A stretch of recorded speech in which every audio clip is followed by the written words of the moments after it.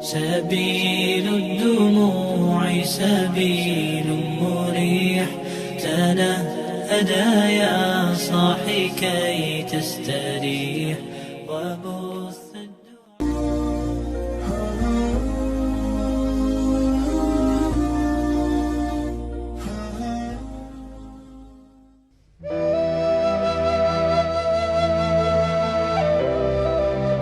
Allahu Akbar. Bismillahirrahmanirrahim. Assalamualaikum warahmatullahi wabarakatuh. Alhamdulillahirrahmanirrahim. Allahumma salli ala sayyidina Muhammad wa ala alihi wa sahbihi ajma'in, amma ba'du. Banyak dari sahabat-sahabat sekalian yang berkeluh kesah tentang kehidupannya, terutama bab rizki, ya, utang piutang dan lain sebagainya.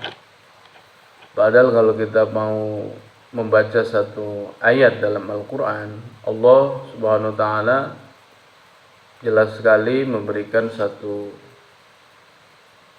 jawaban yang luar biasa, yaitu dalam surat Al-Baqarah ayat 212. A'udzubillahi minasyaitonir rajim. Wallahu yarzuqu may yasha'u bighairi hisab. Dan Allah memberikan rizki kepada siapa yang dikehendakinya tanpa batas. Ini ayat luar biasa menurut saya, karena dalam ayat ini ada dua yang sangat menarik yang harus kita perhatikan. Yang pertama ada kata-kata Allah memberikan rizki kepada siapa yang dikehendaki. Ada kata-kata siapa yang dikehendaki, kemudian ditutup dengan tanpa batas. Artinya kalau kita kemudian mau mengkaji lebih dalam lagi, berarti Allah menyediakan rizki kepada semuanya tanpa batas, tetapi kepada orang-orang yang dikehendaki. Nah, ini menarik sekali kalau kita mau mengkaji lebih dalam. Terkait dengan itu, ternyata Allah Subhanahu wa Ta'ala mengatur sedemikian rupa alam semesta berikut seluruh makhluk ciptanya, khususnya manusia, yaitu manusia diberikan kelebihan atau lebih sempurna daripada yang lain, karena manusia diberikan hak untuk memilih atau berkehendak, memilih jalan hidupnya. Itu kenapa ada kata-kata di sini kepada siapa yang dikehendaki. Terkait dengan rizki atau nasib kehidupan manusia, ternyata Allah juga memberikan kunci jawabannya, yaitu dalam surat Ar-Ra'd ayat 11. A'udzubillahi minasyaitonir rajim.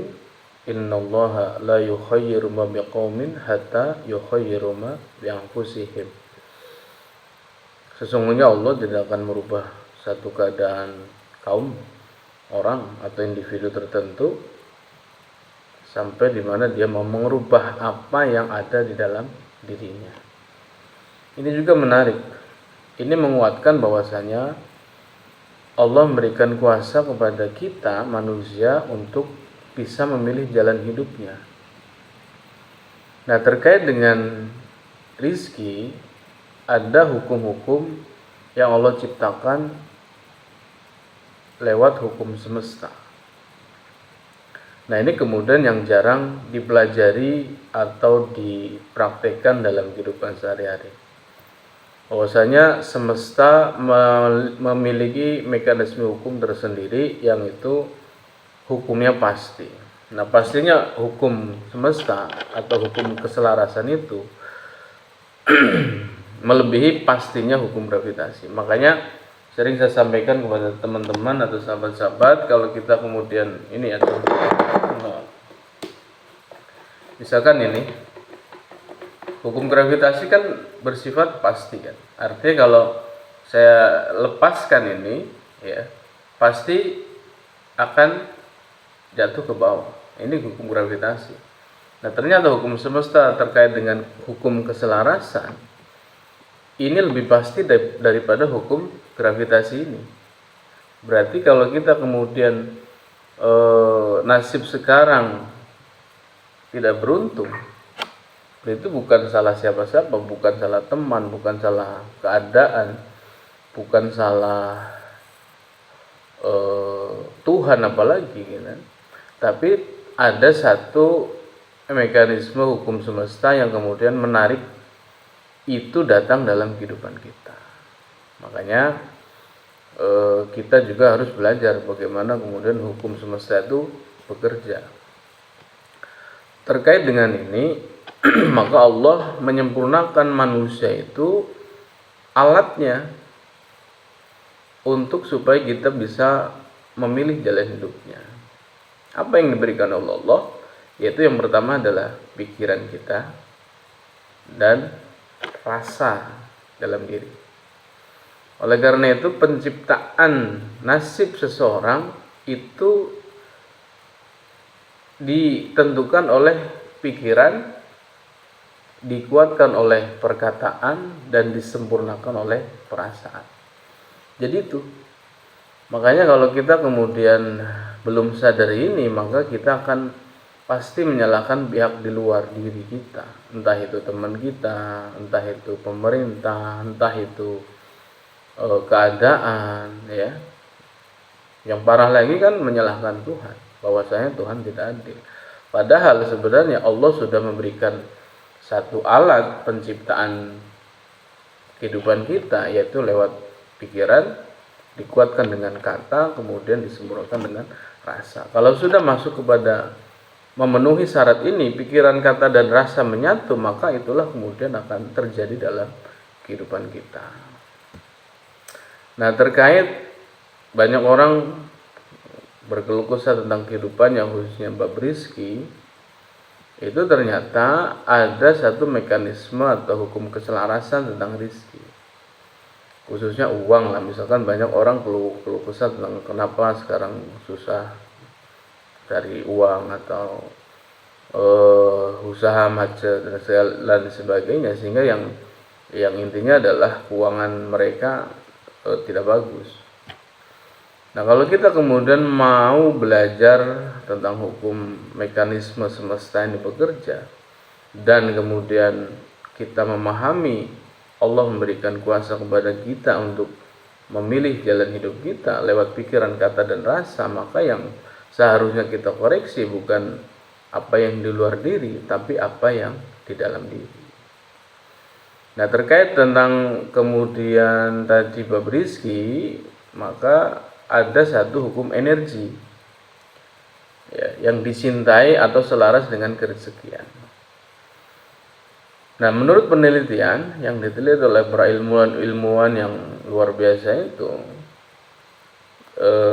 tertinggi kedua, ya, menurut Dr. Hawkins itu, ya, meneliti tentang hukum keselarasan, adalah rasa syukur. Rasa syukur seseorang ternyata mempengaruhi terhadap kehidupan manusia, khususnya bab rizki. Jadi kalau kemudian orang-orang yang sekarang ini ada kendala atau masalah tentang rizkinya atau keuangannya, coba cek dulu rasa syukur kita. Apakah kita sudah termasuk orang-orang yang bisa mensyukuri atas nikmat yang sudah ada atau belum? Dan kalau kita mau jujur, yang orang-orang yang kemudian ada masalah tentang keuangannya, saya pastikan ada masalah di dalam syukur dalam kehidupan sehari-hari.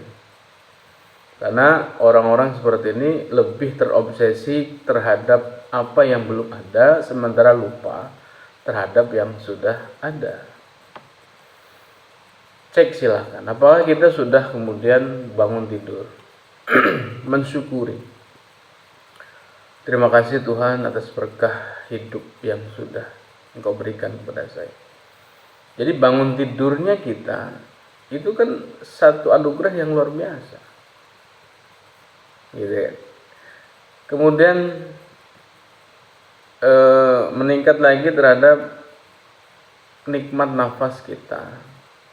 Apakah kemudian kita setiap hari sadar betapa luar biasanya nikmat nafas yang diberikan Allah kepada kita. Apakah kita sudah berterima kasih atas nikmat nafas itu? Padahal ya, kalau kita mau kemudian bercermin atau mengambil pelajaran kepada orang-orang yang dicabut nikmat nafasnya, contoh, ada orang-orang yang kemudian mau bernafas saja dia harus bayar beli tabung gas oksigen itu. Ya, mungkin sekarang harganya 1.500.000 atau 1.600.000 satu tabung kecil itu, yang itu bisa dipakai hanya hitungan jam. Bayangkan kalau kemudian kita setiap menarik dan menghembuskan nafas itu harus bayar. Kan luar biasa. Berapa yang harus kita keluarkan kalau seandainya mau bernafas saja kita harus bayar. Ini kalau kita mau sadar nafas saja, nikmat nafas ini, maka kita sungguh luar biasa terhadap nikmat nafas itu. Apakah kita sudah mensyukuri nafas? Kemudian meningkat lagi, apakah kita sudah mensyukuri tempat tinggal kita? Padahal berapa banyak saudara-saudara kita yang sekarang ini belum ada tempat tinggal, yang tidurnya di bawah jembatan, kemudian tidurnya di emperan toko dan lain sebagainya. Kemudian apakah kita juga sudah mensyukuri pasangan hidup kita, anak keturunan kita, nikmatnya makan minum kita, nikmatnya kita bisa mandi itu bagi sebagian orang susah itu. Ada sebagian orang yang susah mandi. Apakah kita sudah mensyukuri nikmatnya bisa makan dengan nyaman, makan mie rebus atau sekedar minum kopi? Ada sebagian saudara-saudara kita yang minum kopi lagi susah itu. Subhanallah. Kalau kita mau sadar ini saja ya, kemudian kita fokus menyadari terhadap nikmat yang sudah diberikan oleh Allah kepada kita, maka sudah cukup untuk kita untuk pantang berkeluh kesah. Sehingga timbul rasa syukur, vibrasi tergetar ke alam semesta, yang otomatis rasa syukur itu kemudian menjadi keberkahan sendiri ya. Dan itu dikuatkan atau dipatenkan oleh Allah dalam surat Ibrahim ayat 7 itu. La in syakartum la azidannakum wa la in kafartum inna azabi lasyadid. Barang siapa yang bersyukur maka ditambah nikmatnya, kemudian yang kufur akan diancam dengan azab yang sangat pedih. Jadi minimal ada dua. Keberkahan dari syukur itu adalah yang pertama mengikat nikmat yang sudah ada dan menambah nikmat. Dua itu. Jadi sebenarnya kalau kita kemudian nikmat yang ada atau hajat yang ada tidak kemudian terkabul, belum dikabulkan oleh Allah, maka yang harus kita koreksi pertama kali adalah rasa syukur kita kepada Allah. Karena ini satu kepastian, apalagi Allah sudah mematenkannya dalam Al-Quranul Karim, yaitu la in syakartum la azidannakum, bersyukur ditambah nikmat. Jadi sebenarnya mau ditambah nikmat bukan meminta. Jadilah kita menjadi hamba yang bersyukur, maka hukumnya sudah otomatis ditambah. Tidak perlu diminta lagi, karena bahasa Quran tadi tidak ada kata-kata mintalah. Jadi tugas kita jadilah hamba yang bersyukur, maka otomatis ditambah nikmatnya. Begitu. Maka bagi yang kemudian saudara-saudara saya semuanya dimanapun berada yang sekarang ini adalah dalam keluh kesah tentang kehidupannya, maka coba cek syukur kita kepada Allah Subhanahu wa taala terhadap nikmat yang sudah diberi. Kemudian lebih naik lagi. Nah, ini yang saya ajarkan kepada teman-teman yang sering ke rumah saya, ya kan, sharing-sharing atau pernah makan dengan saya, itu saya ajarkan pemberkahan terhadap apa yang mau kita makan minum itu. Makanya saya ajarkan kepada teman-teman ya yang sering sama saya atau pernah makan sama saya, pasti sebelum makan saya ajak untuk pemberkahan terhadap apa yang mau kita makan dan minum. Bagaimana caranya? Jadi sebelum kita makan dan minum, kita sadari dulu kita sudah tertata rapi di meja atau di manapun tempatnya. Maka kita berkahi dulu dengan cara mengucapkan terima kasih.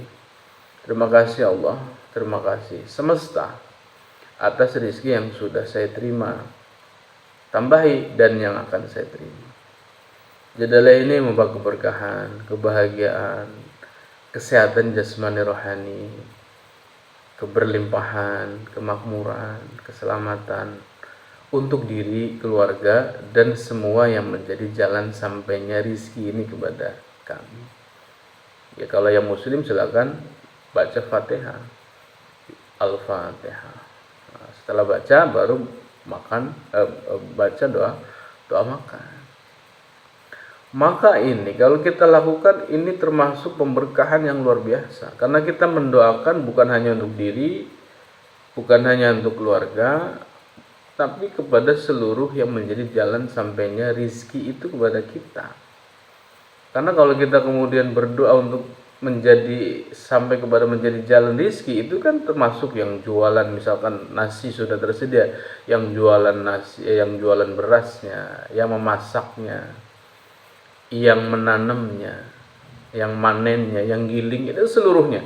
Seluruh proses sampainya nasi itu di depan kita saat makan, maka mendapatkan keberkahan dari doa kita. Maka sungguh luar biasa. Praktekkan.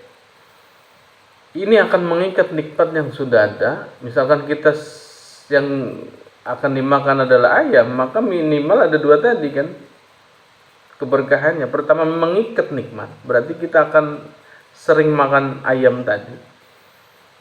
Kedua, akan ditambah nikmatnya. Ya, kemudian setelah itu Allah menambah. Besoknya bukan lagi makan ayam saja, tapi kemudian ditambah lagi tuh. Ada rendangnya gitu kan, ada tempenya dan lain sebagainya. Dan ini jarang kemudian kita sadari gitu kan. Padahal kalau kita mau menyadari ini, itu kan bentuk rasa terima kasih kita kepada semuanya, termasuk kepada alam semesta ini. Karena kalau kita kemudian mau menyadari juga bahwasanya sesungguhnya alam semesta telah melayani hidup kita selama hidup kita. Coba kita cek ya, kita cek dan kita sadari dengan kesadaran penuh apa yang kemudian tidak dari alam semesta. Ayam yang kita makan jelas dari alam semesta, air, buah-buahan, ya, kemudian sayur-sayuran, atau kemudian bahan olahan dari semesta. Mungkin ada kerupuk, ya kan, ada kemudian sambal, ya, ada kemudian roti, ada kemudian kopi dan lain sebagainya. Itu seluruhnya dari semesta. Makanya kalau kita sadar ini saja, sungguh keberkahannya luar biasa. Nah, silahkan praktekkan ya.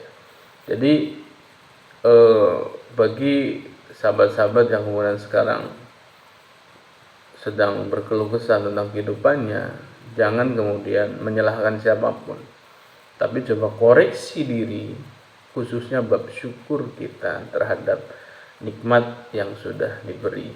Karena kita banyak di antara kita lupa terhadap apa yang sudah diberi, lebih fokus kepada apa yang belum diberi, sehingga yang terjadi adalah kekecewaan, kekesalan, kemarahan. Dan itu rasa-rasa itu justru akan semakin menjauhkan dari apa-apa yang kita inginkan atau yang kita hajatkan. Nah, untuk itu pada kesempatan kali ini bagi saya pribadi khususnya dan semua yang sekarang ini berkeluh kesah tentang kehidupannya, marilah kita coba koreksi syukur kita kepada Allah atas nikmat yang sudah diberi. Apakah kita sudah termasuk orang-orang yang kemudian pandai bersyukur atau justru lupa atas nikmat yang sudah diberi, tapi justru fokus kepada apa yang belum diberi. Semoga bermanfaat dan menambah kesadaran kita terhadap nikmat yang sudah diberi, sehingga kemudian menumbuhkan rasa syukur kepada Allah Subhanahu wa taala, yang itu keberkahannya pertama adalah mengikat nikmat, yang kedua adalah menambah nikmat tanpa harus diminta. Terima kasih. Saya Gus Pati. Assalamualaikum warahmatullahi wabarakatuh.